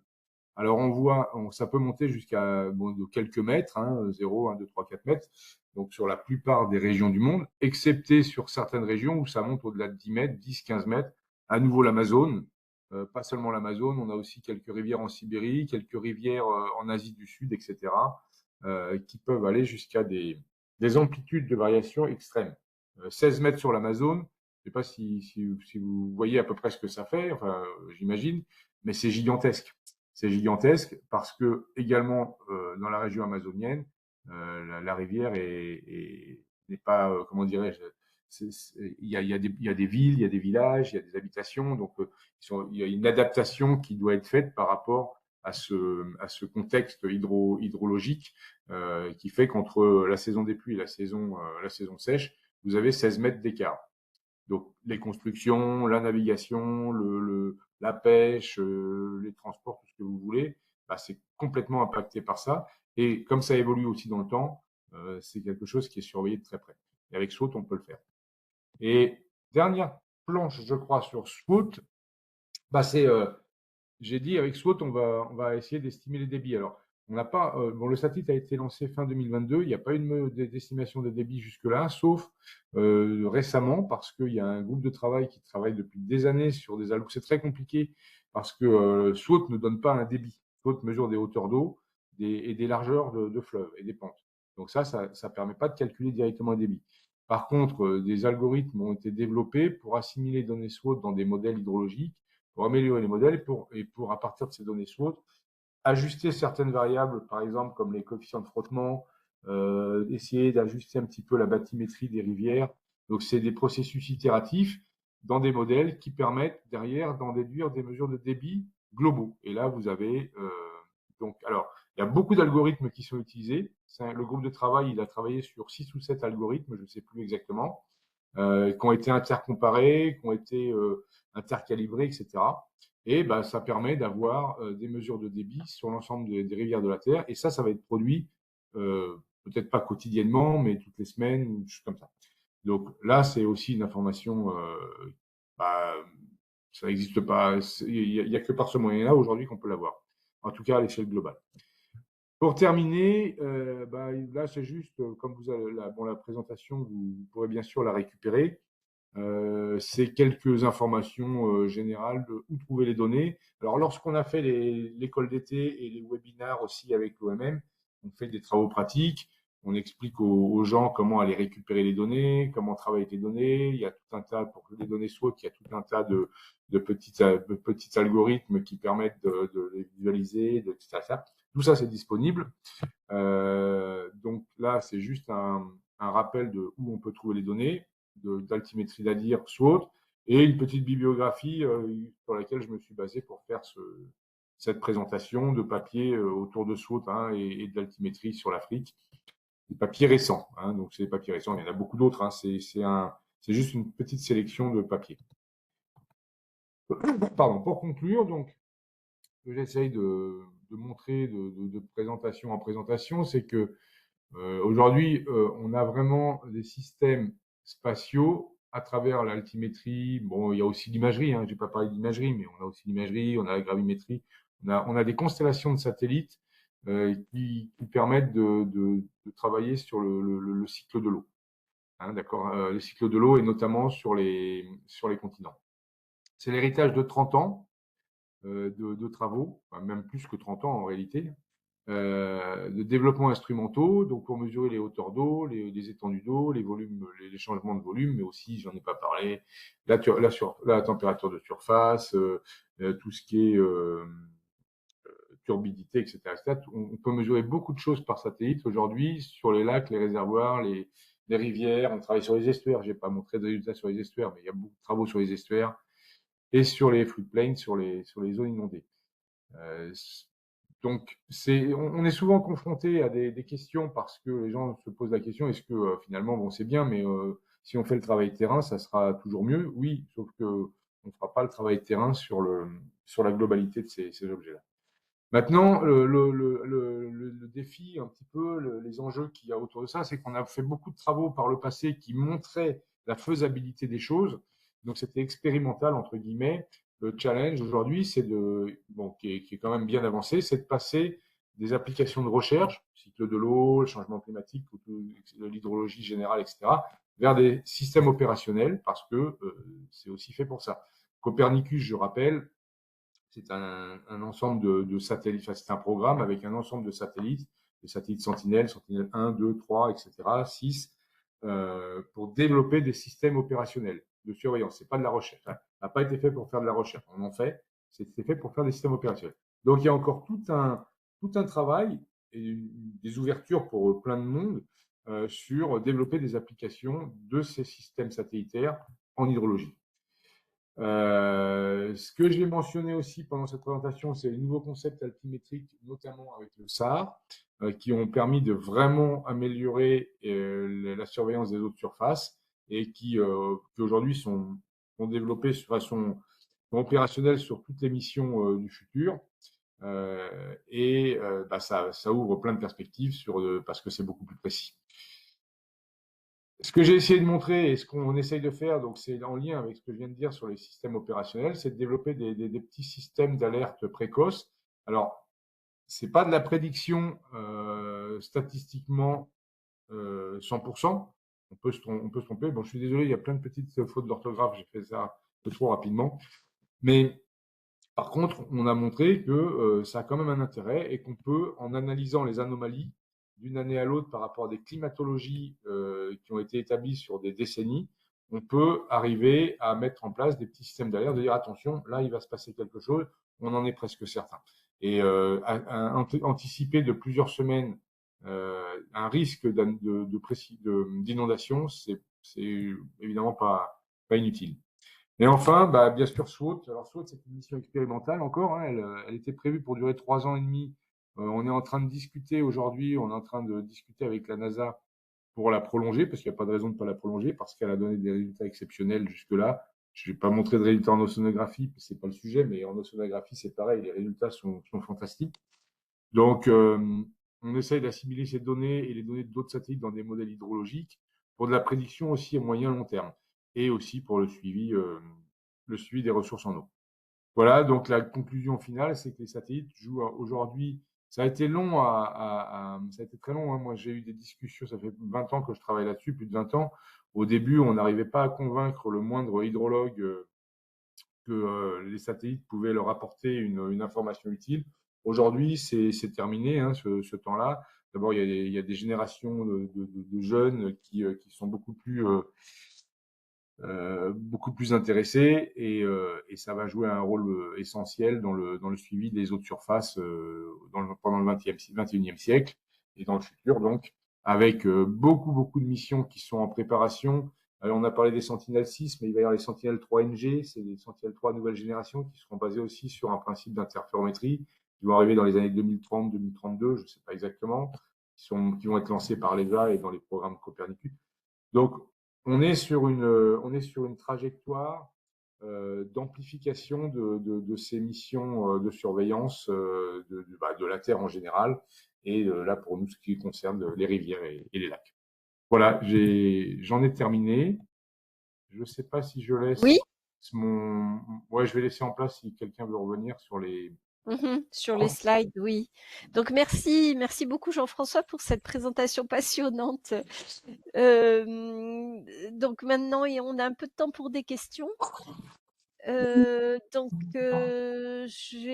crois que dans le chat, on a déjà des questions. On a déjà une question de Philippe Gisquet de Visioterra. Je ne sais pas, Philippe, si tu veux poser ta question directement, Ouais, peut-être. ça sera plus simple pour moi. Ouais. Oui, bonjour Philippe. Je te laisse la parole.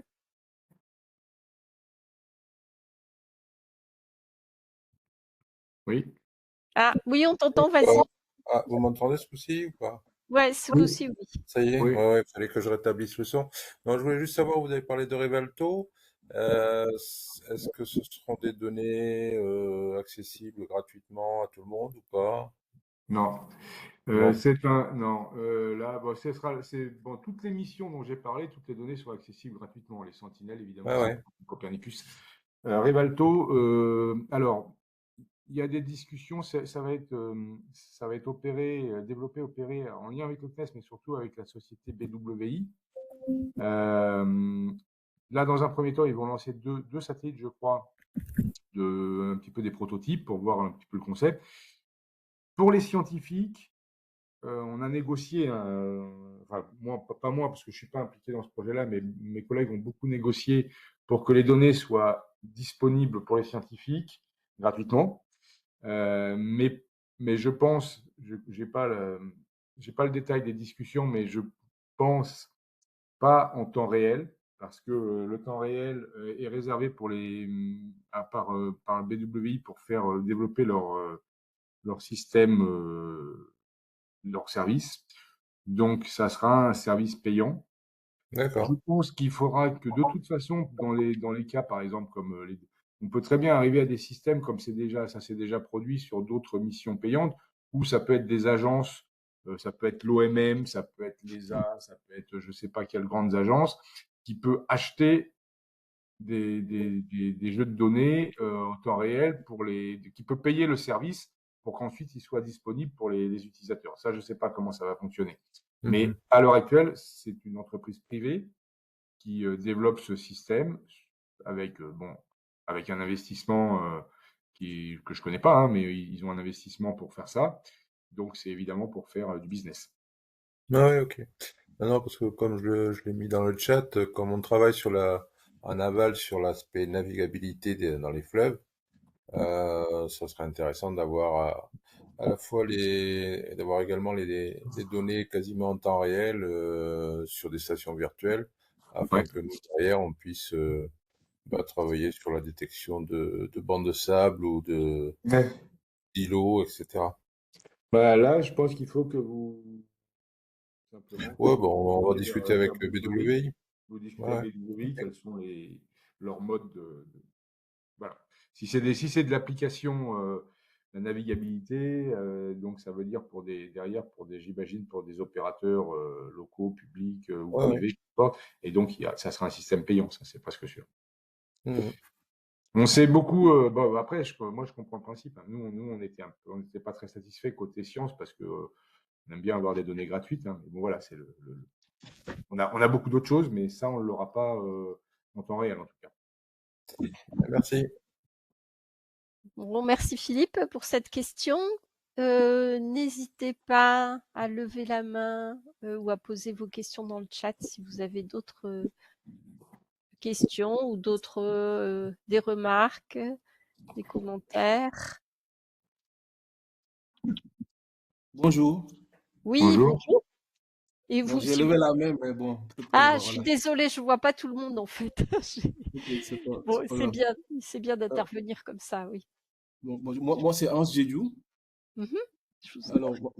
je félicite le travail qui a été fait dans le bassin de la Sanaga au Cameroun et puis au niveau de Chari-Logon. C'est très intéressant. Après, je sais pas, mais l'OMVS avait un projet de la navigabilité du fleuve Sénégal. Quand le monsieur avait projeté, j'ai pas vu grand-chose sur le fleuve Sénégal. Et je Oui. me disais, en termes de navigabilité, ce serait peut-être très intéressant de faire des travaux pareils sur le fleuve Sénégal jusqu'à Ambigui. En tout cas, il y avait un projet de l'OMVS qui avait pour objectif de revitaliser la navigabilité du fleuve Sénégal. Merci. Ouais. Bon, bah oui, j'ai pas montré de choses sur le fleuve Sénégal parce que j'avais rien de particulier là-dessus. Et bon, mais évidemment, le fleuve Sénégal. Alors, je crois que la société Hydromaters travaille aussi alors ça doit être avec l'OMM et en lien avec l'OMVS sur des travaux sur le fleuve Sénégal. Je suis quasiment sûr de ça. Bon, moi, je suis pas impliqué dedans, mais et en tout cas, évidemment, il y a toutes les opportunités pour pouvoir le faire avec l'altimétrie. Donc, c'est un grand fleuve qui est visible. On a des données, hein, je sais plus, je pense que sur une des figures là que j'ai, je revienne en haut sur les cartes, ça doit être ici sans doute. Ouais, non, moi je l'ai pas indiqué là. Bon, c'est la carte qui est ici là, mais oui, le fleuve Sénégal est suivi. Hein. Oh, bah si, on le voit là. On le voit sur la figure à droite, en haut à droite. Tous les petits points fait qu'on a des stations, on a plein de stations virtuelles sur le fleuve Sénégal. Mais après, il n'y a pas que le fleuve, ouais, il y a le fleuve Sénégal, la Sanaga. On a les données, en gros, il y a des données, elles sont produites de façon opérationnelle la plupart du temps, diffusées, etc. Derrière, nous, on est là pour susciter un petit peu cette utilisation. On monte aussi des projets de recherche en coopération dans des cas précis. Moi, je travaille sur le Tchad, sur l'Afrique de l'Est, on travaille à Madagascar aussi beaucoup. Mais il y a plein d'autres endroits où c'est simplement parce que l'opportunité ne s'est pas présentée de discuter avec les gens. Et puis aussi, tout simplement, les gens, ils n'ont pas forcément besoin de nous pour le faire, vu que les données sont disponibles. Voilà. Donc, le Sénégal, oui, c'est sûr que c'est évident qu'il y a une utilisation potentielle sur le Sénégal. Voilà. D'accord, Merci. bon, merci.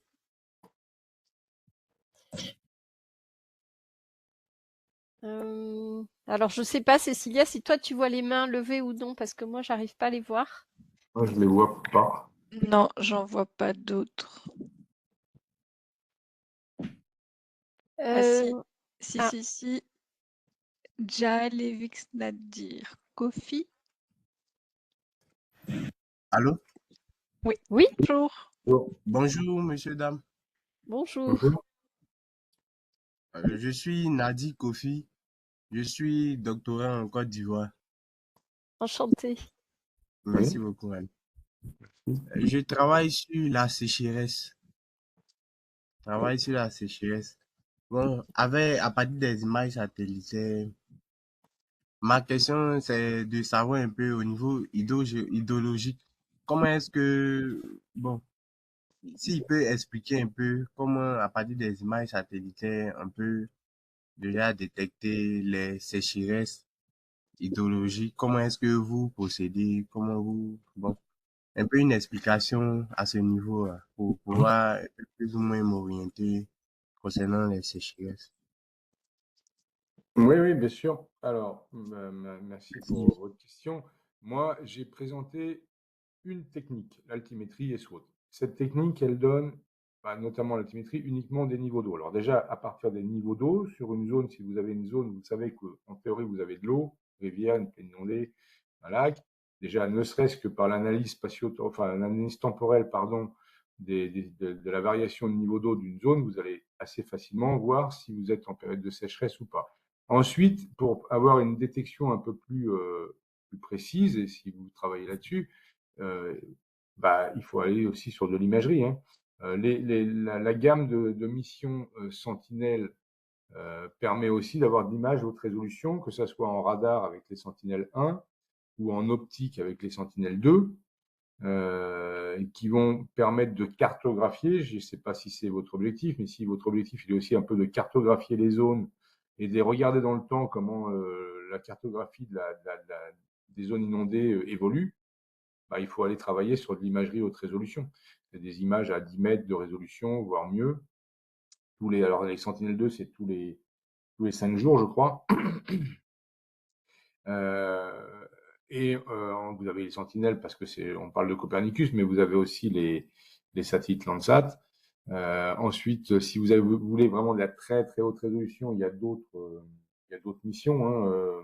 Alors j'ai oublié les noms, mais il y a des missions à des résolutions très élevées. Vous avez aussi des services. Par exemple, je pense au service Opera ça, je pense que ça vaut le coup d'aller voir sur le site Opera de la NASA, ça s'appelle Opera comme l'opéra.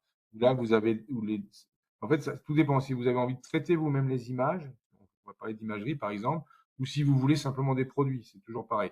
Si vous voulez traiter les images, il faut aller chercher les images. Donc là, c'est sur les sites Lance Data Access de la NASA ou les sites de Copernicus pour les sentinelles, ou le CNES aussi les diffuse, l'ESA les diffuse. Enfin, il y a plein de diffuseurs de données, d'images. Et après, c'est à vous de développer des algorithmes pour traiter ces images pour aller chercher l'information que vous recherchez. Ou si c'est savoir l'évolution dans le temps d'une zone inondée, donc et d'aller détecter les périodes d'anomalies liées aux sécheresses, par exemple, faut aller sur le site Opera. En est un, il y en a d'autres. Hein. Mais Opera, il est très bien parce que vous avez immédiatement et très facilement, vous pouvez télécharger sur tous les. En plus, ils ont utilisé les données Sentinel sur les 10 dernières années. Une zone donnée, vous avez tous les 5 jours, ou ça dépend en fonction des nuages qu'il y a eu ou pas, vous avez des cartes d'inondation. Donc, c'est à haute résolution, c'est-à-dire à quelques mètres.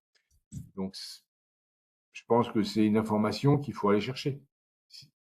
Soit vous traitez vous-même l'image satellite, mais c'est un travail en tant que tel qui prend du temps et qui voilà. Mais bon, si vous maîtrisez complètement le processus, soit vous êtes plutôt intéressé à l'interprétation, et à ce moment-là, vous allez chercher les produits. Et les produits, ils sont disponibles. Opera, je pense que sur il y a le Copernicus, oui, il y a le Global Land Service de Copernicus qui diffuse aussi des choses. Donc voilà. Les informations, il faut l'idée qu'il y a, ce qu'il y a derrière, c'est que il faut pas réfléchir sur du monomission. Il y a plein de missions satellites qui donnent plein d'informations différentes. À vous après de les interpréter. Je ne sais pas si j'ai répondu à votre question, j'espère. Oui, d'accord. Merci beaucoup, monsieur. Vous avez répondu. Merci beaucoup. Bien. Je vous en prie. Merci pour cette question. Oui, Cécilia, je te laisse la parole. Il y a 2 autres personnes qui ont des questions. Il y a Nourdi Jutap. Oui, merci beaucoup pour la présentation. Et bonjour à Jean-François. En fait, j'étais à Free Space au Cameroun, donc j'étais sur le terrain lors des activités de terrain sur la Sanaga. Alors, je vous remercie déjà pour ce travail que vous avez déjà amorcé sur notre plus grand fleuve. Alors, ma question c'est, est-ce que lorsqu'on veut faire des stations virtuelles en utilisant les traces SWOT, est-ce que le passage de ces traces-là peut conditionner l'implémentation des stations de mesure au sol? Ça, c'est la première question. Et maintenant, la deuxième question, c'est sur l'utilisation. Moi, je suis océanographe. Donc, et là, c'est beaucoup plus orienté hydrologie. Et lorsqu'on veut faire dans la dynamique côtière, est-ce que l'utilisation des données fournies par SWOT au niveau des fleuves, notamment le Water Surface Elevation, peut permettre en quelque sorte de caractériser certains processus qui se passent en milieu côtier. En fait. Donc, c'est ça ma question. Merci. Merci pour vos deux questions qui sont en plus d'excellentes questions. Alors, je vais répondre à la première. Pour l'altimétrie Nadir, c'était effectivement l'orbite pouvait conditionner la mise en place de stations in situ, ne serait-ce que pour faire de la validation, et puis de combiner la donnée in situ. Par exemple, si vous avez des hauteurs d'eau à un endroit donné sur lequel vous avez fait de la DCP, donc d'avoir sur une rivière, je vais prendre le cas d'une rivière, donc sur lequel vous avez pu construire une courbe de tarage entre le débit et le niveau à un instant donné. Derrière, avec l'altimètre, ça vous permet d'avoir le débit à n'importe quel moment. Donc, par exemple, ça, c'est un aspect intéressant. Vous savez que la trace, elle passe à tel endroit dans un altimètre. Donc, vous avez les niveaux tous les 10 jours, par exemple. À cet endroit-là, vous allez faire une courbe de tarage. Donc, pendant un an, grosso modo, pendant un an, entre les basses eaux et les hautes eaux, vous allez faire régulièrement, une fois par mois ou une fois tous les 15 jours, peu importe. Vous allez mesurer le débit et vous avez une station définitive, en tout cas pendant un temps donné, pour avoir des mesures de débit simplement avec l'altimètre. Installer des stations in situ sous une trace satellite, ça permet aussi de valider les données satellites. Donc sur la Sanaga, après il y a aussi par rapport à SWOT, un autre aspect très important, c'est que là maintenant plus le nadir mais l'interféromètre, j'ai dit que ça permettait d'essayer de calculer des débits. mais on a des grosses inconnues quand on calcule le débit. C'est le débit lui-même, évidemment, mais c'est aussi la bathymétrie du fleuve et le coefficient de friction, le coefficient de frottement. Si à un endroit donné, comme on l'a fait sur la Sanaga, là, il y a 15 jours, on a eu un exemple qui a été donné pendant les cours, où on va avoir une bathymétrie et où on va pouvoir déterminer, où on a un débit, on va pouvoir déterminer les coefficients de friction, et derrière, on peut utiliser ça en SWOT avec toutes les données. Donc, il y a plein de questions comme ça. Donc, c'est important. Deuxième question, c'est sur les zones côtières. Alors, c'était pas un objectif prioritaire de la mission. Enfin, si, ça l'a été très rapidement, en fait. Oui, SWOT, dans un estuaire, par exemple, c'est comme si, à un endroit donné, vous aviez un marégraphe tous les 250 mètres. C'est gigantesque comme information. Donc, dans les estuaires et dans le côtier et sur les zones côtières, vous avez des données haute résolution. Sur l'océan hauturier, on a des données basse résolution. Un peu moins parce que c'est pour des questions d'archivage et de traitement. Sur les côtes et dans les estuaires, on a des données haute résolution. Donc, c'est comme si vous aviez des mesures tout le long de la côte et jusqu'à quelques kilomètres, et dans les estuaires, un estuaire, quand on veut, l'estuaire, c'est la zone où l'océan rencontre la rivière, donc où vous avez les marées qui peuvent remonter, vous avez le débit de la rivière qui vient servir un petit peu de contrainte aux limites. La dynamique dans les estuaires, elle est compliquée. En plus, un estuaire, ça peut être un delta avec plein de branches, etc. Donc, on n'avait jamais de système de mesure qui permettait d'avoir une bonne connaissance complète. Là, aujourd'hui, à chaque endroit où il y a de l'eau, vous avez une mesure. Donc, on peut imaginer énormément de choses. Merci beaucoup, Jean-François. Merci, Nourdi. Bonjour. Oui, bonjour. C'est Mamadou. Oui. Santé. De l'Université de Genève. Je vous entends pas super bien, là. Ouais, c'est Ah, vous m'entendez pour mal. Vous me recevez bien? c'est enfin, je sais pas, c'est peut-être moi, mais Non, c'est très bruité. Il y a beaucoup de bruit.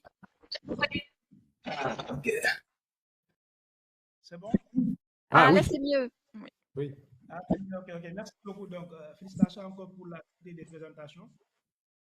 Moi, je vais rebondir un peu par rapport à la question, par rapport à l'utilisation des données SWOT au niveau des estuaires. Donc, ici, au niveau de l'Université Saint-Denis de Ziguinchor, effectivement, donc c'est bel et bien possible d'utiliser, n'est-ce pas, les données SWOT, n'est-ce pas, pour la modélisation, n'est-ce pas, hydrodynamique. J'ai joué un article tout à l'heure dans le chat d'un étudiant qui a un cours de doctorat, qui a déjà fait une publication d'utilisation des données SWOT, n'est-ce pas, en le comparant aux sorties de modèles DELF 3D. Mais en amont, les données ont été déjà validées avec des données, n'est-ce pas, in situ, avec des mesures qu'on a fait sur le terrain dans le NCR.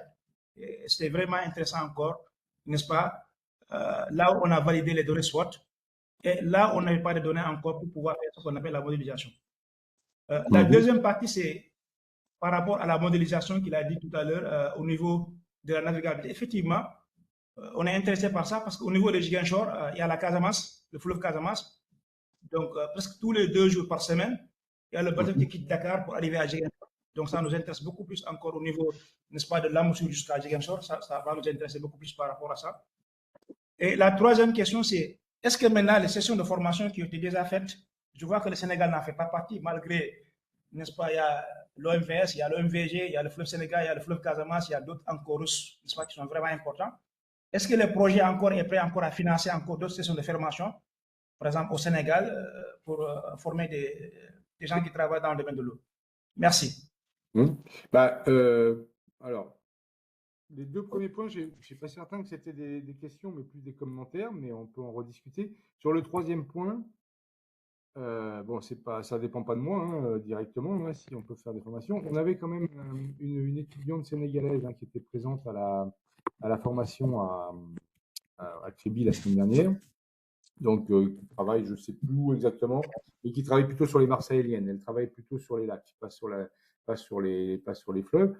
Mais s'il y a une demande, l'OMM, déjà, toutes ces formations en ligne, elles sont ouvertes, donc vous êtes connectés. C'est une question de communication après autour des différents acteurs locaux. Oui, c'est Diop Lissong, exactement. Je vois que vous avez mis le nom de la personne, c'est Diop. Donc, ces formations, elles sont annoncées à l'avance, que ce soit l'OMM, que ce soit le CNES, et tout le monde peut s'y connecter. Mais c'est des formations en ligne pour l'instant qu'on a faites. On en a fait quelques-unes en présentiel, comme celle la semaine dernière au Cameroun. Notre idée, c'est de le refaire, sauf que c'est quand même une grosse organisation. Hein, je ne sais pas s'il y a beaucoup de personnes, il y a une personne déjà qui était présente là dans le chat aujourd'hui. C'est quand même une grosse organisation et qui prend beaucoup de temps, donc on ne le fera pas tous les ans de cette façon-là. Par contre, avec l'OMM, on se déplace régulièrement. Moi, je l'ai fait cette année au Togo. J'ai d'autres collègues d'Hydromateurs qui l'ont fait aussi au Togo. On discute avec l'OMM pour le refaire l'année prochaine, en lien avec Metsat aussi, puisque Metsat est très impliqué. Pour certainement en refaire une. Alors, ça sera des discussions qu'on a eues, ça serait plutôt à Kinshasa, donc pour RDC. Mais s'il y a une forte demande, moi je sais pas, hein, c'est pas moi qui décide, hein, parce que c'est ce genre de truc, mais j'imagine qu'il y a moyen de mettre en place des formations, hein, bien sûr. Il y a vraiment comment dirais-je, il y a une volonté, je sais, Linda pourra me confirmer, il y a une volonté très forte du CNES déjà, il y a le du CNES et de l'ESA aussi. Hein. Il y a cette plateforme dont Linda a parlé, mais il y a aussi une volonté de développer les formations sur l'utilisation parce qu'on se rend compte, moi je m'en suis rendu compte, hein, on pense qu'au début on se dit est-ce que ça va vraiment être utile ou pas, c'est un petit peu la question qu'on se pose quand on le fait, on s'aperçoit que ça l'est et qu'il y a une demande. Notamment dans les pays africains, hein, on n'utilise pas beaucoup. Donc, je suis sûr qu'on est sur une pente ascendante à ce niveau-là. Enfin, j'espère en tout cas. Je ne sais pas, Linda, si tu peux confirmer ou pas. Oui, j'espère aussi, oui. Après, vis-à-vis effectivement, il n'y a pas que le CNES hein, qui contribue à ces formations. Pour celle qui a eu lieu à Kribi, c'était aussi grâce au soutien de l'Agence spatiale européenne et d'autres acteurs comme Metsat. Donc, on essaie de trouver plusieurs partenaires pour monter ce genre de formation et puis aussi des partenaires locaux. Donc, ça, c'est essentiel aussi d'avoir un partenaire local pour nous aider sur tout ce qui est logistique. Voilà. Et puis, juste pour compléter, je pense que la formation, elle a un double intérêt. Elle a l'intérêt premier, celui de former des gens. Et le deuxième intérêt, et franchement, on l'a constaté, à chaque fois je l'ai constaté, c'est que ils participent à ces formations des gens de différentes origines, différents pays en tout cas, et origines professionnelles. Hein, quand je parle d'origine professionnelle. Les discussions démarrent très vite. Parfois autour d'un verre, hein, mais pas seulement, et ça peut générer des travaux en commun. Vous parliez de publication là sur voilà, et on va commencer. Moi, je sais que les 2 semaines passées à Kribi, j'ai des contacts qui ont été noués, j'ai promis des choses à des étudiants ou à des jeunes chercheurs. On va essayer de mettre en place des collaborations. Donc ça génère aussi ce genre de choses. Ok, merci beaucoup. Merci, monsieur. Merci à vous. Merci. Je crois que... Alors, Il y a Alex Agua, oui. Ouais, je peux prendre encore une question après dans 10 minutes. Oui, ça sera la dernière question alors. Merci. Ok, merci bien. Alors, je n'ai pas pris, j'ai pris la présentation en cours, donc c'est juste une question concernant le système d'alerte précoce que vous souhaitez mettre en place. Alors, je vais rapidement mettre le contexte en place. Nous travaillons globalement sur des projets d'agroforesterie en Afrique. Alors, nous avons des périodes dans lesquelles nous faisons le planting afin que ces arbres puissent recevoir suffisamment d'eau pour pouvoir survivre aux autres périodes difficiles pour que le planting se passe correctement. Donc, j'aimerais savoir si le système d'alerte précoce avec la mesure des niveaux des lacs et des rivières permettra d'avoir peut-être une prédiction des possibilités, voir si les lacs ou les rivières sortiront de leur lit majeur peut-être dans une période ou pas. Si ce genre de prédiction serait possible avec les données que vous avez déjà actuellement, mais dans le futur. Et si possible, à quelle période? Alors déjà, j'ai compris la question. Par contre, j'ai pas très bien compris sur quelle zone vous travaillez. Alors, il y a plusieurs pays. Il y a l'Ouganda, l'Éthiopie, la Côte d'Ivoire. Il y a plusieurs pays. Ça concerne majoritairement l'Afrique. Alors, la réponse, elle est, j'allais dire, c'est une réponse de Normand. C'est un peu oui et non. La première chose, c'est que il faut avoir pour chaque zone étudiée, il faut avoir un contexte lié à un historique. Parce que ça sera pas forcément possible partout. C'est pas de la modélisation, hein. Si on veut faire de la vraie prédiction, ce que j'appelle de la prédiction, là, il faut rentrer dans des modèles. Et nous, on essaie de faire les choses simplement sans utiliser des modèles. Donc, c'est statistique, c'est très statistique, c'est-à-dire que c'est basé sur un historique qui nous permet de dire, bah oui, là, il y a statistiquement, c'est quasiment certain qu'il va se passer telle et telle chose, sans qu'on puisse définir l'amplitude exacte, mais on peut déjà au moins définir des occurrences. Donc, je dirais que ces bulletins qu'on a mis en place, on s'est aperçu qu'ils marchent bien sur différents types de différentes régions. On l'a fait, là, ça a été fait sur le fleuve Niger, ça a été fait sur le fleuve Congo, ça a été fait sur des lacs, les grands lacs d'Afrique de l'Est. Donc, globalement, ça marche plutôt pas mal parce qu'on est quand même sur des systèmes de précipitation qui sont assez presque, j'allais pas dire déterministes, c'est pas le terme, mais où il n'y a pas trop d'aléatoires quand même. Quand il commence, en tout cas les conséquences. Alors, quand il commence vraiment à pleuvoir très fort au à un moment donné, on observe les variations, on observe le niveau d'eau sur un lac ou sur une rivière, on peut assez rapidement dire oui, là maintenant, attention à ce qui va se passer, c'est ce niveau il va monter ou on est dans une moyenne. On échappera, c'est-à-dire on verra pas forcément des événements extrêmes soudains. Si vous avez un événement de précipitation très très fort qui arrive à un moment donné, qui peut générer une inondation éclair, ça on le verra pas et on le prédira pas. Par contre, on peut prédire ce qui se passe sur du moyen terme. Voilà, c'est ça l'idée. Donc, par rapport à votre question, il faut simplement, faut regarder hein, les zones sur lesquelles vous êtes intéressé, regarder l'historique de ce qui existe. Et puis, oui, je pense que c'est tout à fait possible.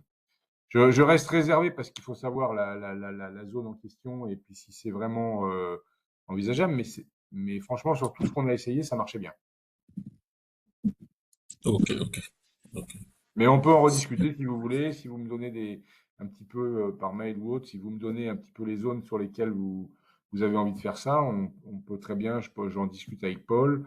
C'est Paul, mon collègue d'Hydromateurs, qui a fait tout ce travail-là. On en discute ensemble. On a envie justement de fortifier un petit peu ce travail-là en l'adaptant à d'autres zones. Peut-être qu'il y a un peu d'adaptation à faire. C'est intéressant, ça nous intéresse. Ok, je pense que ça va se faire. Il y a certaines zones quand même qui nous intéressent. Merci. L'Ouganda et la Côte d'Ivoire particulièrement. Oui, l'Ouganda, sur l'Ouganda, il y a le lac Victoria quand même, et puis il y a plein d'autres lacs. Je pense que ça a un intérêt. Ok, merci bien. Merci. Bon, merci. Donc, c'était la dernière question. Je pense que c'est l'heure de clore le webinaire et puis de remercier surtout Jean-François pour sa disponibilité et ses explications vraiment très, très claires et pédagogiques. J'espère que vous avez apprécié. Et puis, merci aussi à tous les participants d'être restés connectés jusqu'au bout. Hein, ça montre que vraiment, c'était passionnant. Donc, on vous communique. Merci au CNES d'avoir organisé ça, et le CNES et IDGO d'avoir organisé ça. Avec plaisir. Merci à tous. Donc, on prévoit de nouveaux webinaires sur le thème des mangroves, de l'érosion côtière, des glissements de terrain. Voilà, donc on vous fera parvenir les infos. En attendant, on va vous faire parvenir la présentation de Jean-François.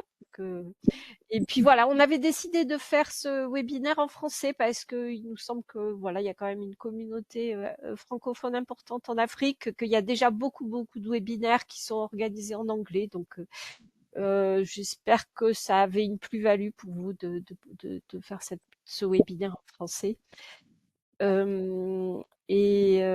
Voilà, n'hésitez pas à nous dire hein, si vous avez trouvé ça utile ou non.